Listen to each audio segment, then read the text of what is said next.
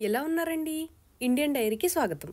British వాళ్ళు పరిపాలించేటప్పుడు ఒకానొక రోజు ఒక పెద్ద మనిషి ట్రైన్‌లో ప్రయాణిస్తున్నప్పుడు తన బట్టల సంచిని పైన పెట్టుకొని కూర్చున్నారు. ఆయన ముందు కూర్చున్న కొంతమంది బ్రిటిష్ వాళ్ళు ఈ కాషాయ అంబరధారిని చూసి కుళ్ళుకొని ఆయన సంచిని తీసి కిటికీలోంచి బయటకు విసిరేశారు. ఆయన అలానే చూస్తుండగా వాళ్ళందరూ ఆయనను చూసి ఒక వెకిలి నవ్వు నవ్వుతున్నారు.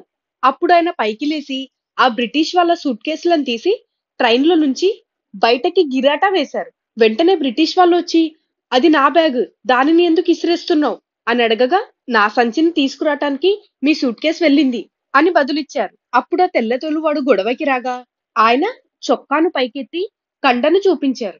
వాడు ఆ భయంతోనే బిక్కచచ్చిపోయాడు. ఇప్పటికే నేను ఎవరి గురించి మాట్లాడుతున్నానో మీకు అర్థమయ్యే ఉంటుంది కదా!